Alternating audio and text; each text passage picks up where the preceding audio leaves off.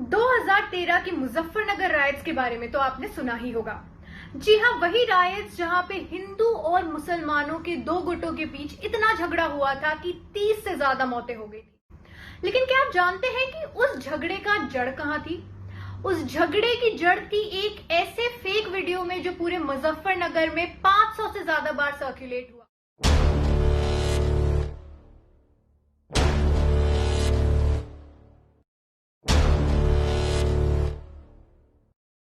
इस fake video में यह दिखाया गया था कि एक हिंदू लड़के को कैसे दो मुसलमान मिलकर मार रहे हैं, और ऐसा दिखाया गया था कि ये वीडियो मुजफ्फरनगर का है और रीसेंट है।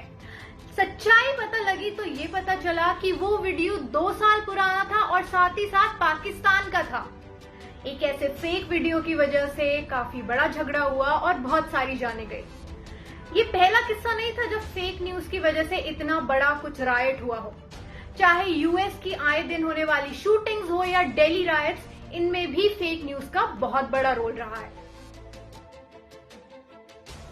फेक न्यूज वो चीज है जिसको हम अक्सर बिना सीरियसली लिए अपनी निजी प्रॉब्लम समझ के साइड रख देते हैं। लोगों की अक्सर मेंटालिटी होती है कि अगर न्यूज फेक भी है और अगर हम फेक न्यूज को कॉम्बैट नहीं करते हैं तो इससे सिर्फ हमारा एक पर्सनल लॉस है कि हम शायद खुद मिस इन्फॉर्म्ड है या उतने अच्छे से अपने आप को इन्फॉर्मेशन नहीं दे पा रहे हैं। लेकिन हम ये भूल जाते हैं कि जब ये मिस इन्फॉर्मेशन कड़ी में कई लोगों तक पहुंचती है तो ये आगे जाके काफी रेपरकशंस क्रिएट करती है, और उसी वजह से बड़े बड़े राइट्स, बड़े बड़े शूटिंग्स और बड़ी बड़ी ऐसे क्राइम्स होते हैं जो शायद हम एंटिसिपेट भी नहीं कर पाते हैं। फेक न्यूज के 2 टाइप्स होते हैं, मिस इन्फॉर्मेशन और डिस इन्फॉर्मेशन।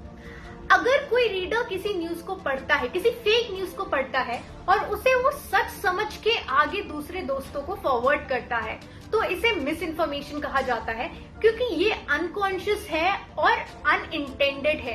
कोई इंसान उसे सच समझ के आगे ले जा रहा है। लेकिन अगर सेम यूजर उस फेक न्यूज को स्पॉट कर ले कि हाँ ये फेक न्यूज है, लेकिन ये स्पॉट करने के बाद भी वो उस न्यूज को आगे भेजे, दूसरों को फॉरवर्ड करे, तो उसे डिसइंफॉर्मेशन कहा जाएगा, क्योंकि वो ऐसा इंटेंशनली कर रहा है। ये मैं आपको एक बहुत ही आसान से एग्जांपल से समझाने की कोशिश करती हूँ। UNESCO awarded Jana Gana Mana as the best national anthem of the world. ये व्हाट्सएप फॉरवर्ड हम सब ने ही कभी ना कभी रिसीव किया है। अब अगर कोई यूजर के पास ये फॉरवर्ड आता है और वो सोचता है कि ये न्यूज काफी हैप्पी है और ये उसे वो सच समझ लेता है कि ये न्यूज मुझे सबसे शेयर करनी चाहिए because this apparently is bringing pride to a country, तो ये मिस इन्फॉर्मेशन होगी। लेकिन अगर कोई यूजर ये स्पॉट कर ले कि ये न्यूज फेक है, यूनेस्को ने कभी जनगण मन को ऐसा कोई अवार्ड दिया ही नहीं, ये जानते हुए वो इंसान और इंटेंशन अपने फ्रेंड्स को ये न्यूज आगे फॉरवर्ड करे, तो इसे डिसइंफॉर्मेशन कहा जाएगा।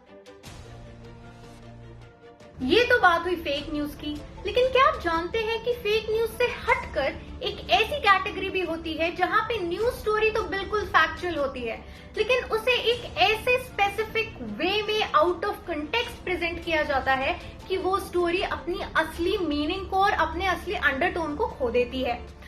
इसका बहुत अच्छा एग्जाम्पल महाभारत में था। आपको याद ही होगा जब अश्वत्थामा का वध हुआ था तो उसके पहले एक र्यूमर चारों ओर, या जिसे हम अर्ध सत्य, हाफ ट्रूथ कह सकते हैं, फैलाया गया था कि अश्वत्थामा मारा गया, जबकि एक अश्वत्थामा नाम का हाथी मारा गया था। इस न्यूज को ऐसे फैलाया गया कि चारों तरफ इंप्रेशन पड़ा कि अश्वत्थामा जो ह्यूमन था वो मारा गया, ताकि द्रोणाचार्य जी के ऊपर एक डिजायर्ड शोक का इफेक्ट क्रिएट किया जा सके। महाभारत में तो इस कंटेक्स्ट को, इस पूरी चीज को काफी टैक्टफुल वे में, काफी अच्छे काम के लिए यूज किया गया था। लेकिन आज की डेट में हमारे मीडिया पर्सन्स, हमारे पॉलिटिशियंस सेम कैटेगरी में सेम चीज को आपको ब्रेन वॉश करने के लिए यूज करते हैं। इसमें कोई डाउट नहीं है कि आज की डेट में आधे से ज्यादा लोग न्यूज की सिर्फ हेडलाइन पढ़ते हैं और फिर आर्टिकल पढ़ते हैं, और इनफैक्ट शायद आर्टिकल पढ़ते ही नहीं है, सिर्फ हेडलाइन को पढ़ते हैं और अपने जितने भी इन्फ्लुएंसेस, इनपुट्स होते हैं वो ले लेते हैं। इस बात का फायदा उठाते हैं अगेन मीडिया पर्सन्स। जी हाँ, वो न्यूज की जो हेडलाइन होती है उसको इस तरह से डिस्टॉर्ट करके, तोड़ मरोड़ के, स्पाइस अप करके लिखते हैं कि आप उसको पढ़ के बहुत ही अलग डेरिवेशंस लेते हैं। और जब आप आर्टिकल को एक्सप्लोर करते हो तो आपको पता चलता है कि आर्टिकल में तो इतना कुछ स्पाइस्ड अप था ही नहीं जो मैंने हेडलाइन में पढ़ा था।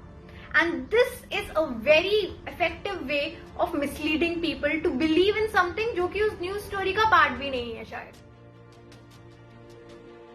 द प्रिंट की इस न्यूज हेडलाइन को ध्यान से देखिए। इस हेडलाइन में असली न्यूज ये है कि India dropped 102 places on world press freedom index. लेकिन अपने नरेटिव को सूट करने के लिए द प्रिंट ने यहाँ पे एक एक्स्ट्रा लाइन जोड़ी है, that is pressure to toe Hindutva line.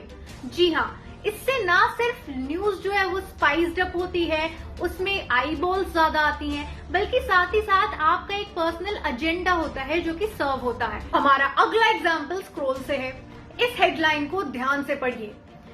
इस हेडलाइन को पढ़ के ऐसा मालूम पड़ता है, ये एक ऐसा इमोशन आता है जैसे कि पहली बात इस पुजारी ने अपने होशो हवास में ये मर्डर किया हो, और ये मर्डर हिंदुइज्म या किसी एक रिलीजियस रिचुअल के चलते किया गया हो जिससे कोरोना वायरस को खत्म किया जा सके। लेकिन आप इस इनकम्प्लीट न्यूज स्टोरीज के फैक्ट्स ध्यान से पढ़े जो कि नीचे दिए हुए हैं, तो साफ पता चलता है कि पहली बात, उस पुजारी ने गांजा पिया हुआ था। जी हाँ, that person smoked marijuana, meaning कि वो अपने होशो हवास में नहीं था। सो ये भी एक मिसलीड करने का तरीका है जब आप फैक्ट्स को आधा अधूरा दें इस तरह से कि आप अपने नरेटिव को सूट कर सके। हमारा आखिरी एग्जाम्पल ट्विटर से है, क्योंकि Twitter apparently is one of the most viable and most widely used mediums of getting news these days. अगर कपिल मिश्रा की इस ट्वीट को ध्यान से देखा जाए तो इसमें वो बोल रहे हैं कि चाइनीज मिलिट्री ऑफिशियल ने ये एक्सेप्ट किया है कि 100 से भी ज्यादा चाइनीज सोल्जर्स मारे गए थे गलवान वैली में। लेकिन जब इस चीज का फैक्ट चेकिंग की गई तो पता चला कि पहली बार जिस इंसान को कपिल मिश्रा ने साइट किया है वो है जियानली यांग, जो कि कोई भी मिलिट्री ऑफिशियल नहीं है, और in fact he is a descendant of CCP. ये एक ऑफिशियल एक्सेप्टेंस नहीं है, ये एक ऑफिशियल बयान नहीं है जिसको कपिल मिश्रा ने साइट किया है just to suit his pro government narrative. अब यहाँ पे ये जान लेना बहुत ज्यादा जरूरी है कि why do people in first place fall for fake news. इसके लिए हम वापस जाते हैं अपनी ह्यूमन साइकोलॉजी में। इसमें कोई दो राय नहीं है कि every human is very biased. चाहे मैं हूं, आप हो, कोई भी हो, हमारे अपने पर्सनल नेचुरल बायसेस होते ही हैं। मेरा तो बायस तो सबको पता ही आई गेस। और उन बायसेस का फायदा उठाते हैं मीडिया हाउसेस वाले।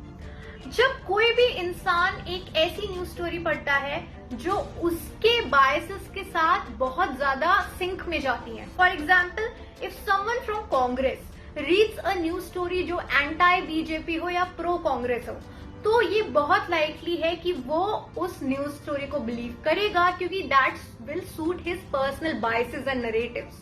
और यही होगा अगर कोई बीजेपी वाला, एक बीजेपी सपोर्टर एंटी कांग्रेस या प्रो बीजेपी न्यूज पढ़ता है, और इसी बात का फायदा उठाते हैं सारे न्यूज हाउसेस वाले। फेक न्यूज को स्पॉट कैसे किया जाए? वेल, इसके कुछ बहुत ही आसान तरीके हैं। सबसे पहले आप अगर किसी भी न्यूज या हेडलाइन को पढ़ते हैं तो सबसे पहले अपनी वेबसाइट का सोर्स चेक कीजिए।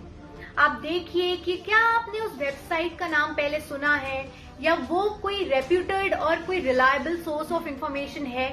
ऐसा तो नहीं कि उसका नाम इंडिया टुमारो या इंडिया येस्टरडे जैसा कुछ है जो आपने शायद पहले सुना भी ना हो।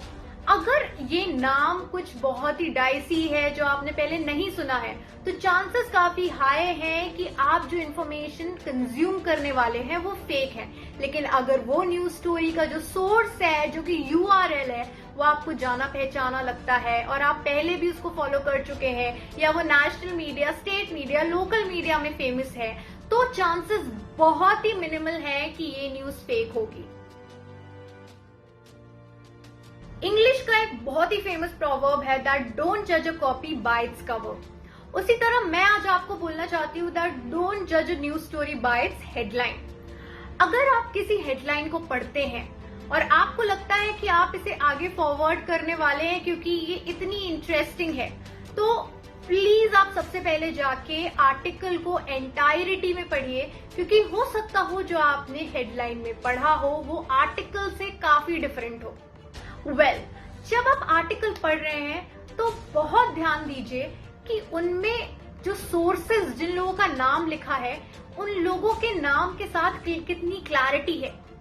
क्या उन्होंने उनके नाम के साथ, फुल नेम के साथ उनका पोस्ट या उनका एरिया ऑफ रेसिडेंस या सिटी ऑफ रेसिडेंस दी है? अगर आप इस तरह की क्लैरिटी के साथ सोर्सेज के नाम देख रहे हैं तो ये काफी हद तक सच है कि ये न्यूज स्टोरी सही होगी। लेकिन अगर सोर्सेस के नाम एम्बिगुअस हैं, जैसे मुन्नी, शीला एक्सेट्रा, तो आई डाउट कि वो न्यूज स्टोरी में कोई भी ऑथेंटिसिटी होगी, क्योंकि अक्सर पीपल मेक सोर्सेज अप अपनी न्यूज स्टोरी को ऑथेंटिक दिखाने के लिए। लेकिन जब आप अपने सोर्सेज के नाम बनाते हैं तो आप उनको किसी को एट्रीब्यूट नहीं कर सकते, और इसलिए आपको थोड़ी सी एम्बिगुइटी मेंटेन करनी पड़ती है। इसलिए डू पे अ लॉट ऑफ अटेंशन कि आपके न्यूज स्टोरी में जो स्टेटमेंट्स हैं उनके सोर्सेज के नाम कितने क्लियरली मेंशन्ड है। गूगल का एक टूल किट है जिसका नाम है गूगल न्यूज लैब्स, जिसके थ्रू आप किसी भी तरह की फेक न्यूज, चाहे वो मल्टीमीडिया वीडियोस हो या किसी भी तरह की आर्टिकल्स हो या इमेजेस हो, आप सबको चेक कर सकते हैं and they are very easy to use. लेकिन गूगल न्यूज लैब का एक स्पेसिफिक फीचर है जो है Google reverse image search. Google reverse image search एक ऐसी चीज है जहां पे जाके आप उस इमेज को पेस्ट कर देते हैं और गूगल आपको बता देता है कि वो इमेज जो है कब क्लिक हुई थी और उस इमेज का कंटेक्स्ट क्या है। इससे ये क्लियर हो जाता है कि जो इमेज आप फॉरवर्ड करने जा रहे हैं या जो इमेज आपने रिसीव की है वो इमेज फेक है या रियल है, और जो कंटेक्स्ट दे के आपको भेजी गई है वो कंटेक्स्ट सही है कि नहीं। किसी भी चीज को व्हाट्सएप, इंस्टाग्राम, फेसबुक पे फॉरवर्ड या शेयर करने से पहले सिर्फ 1 मिनट निकाल के चेक कीजिए कि वो न्यूज फेक है या रियल। याद रखिए, आज की डेट में 2020 में हमारा मोटो होना चाहिए forward and share responsibly. Thank you.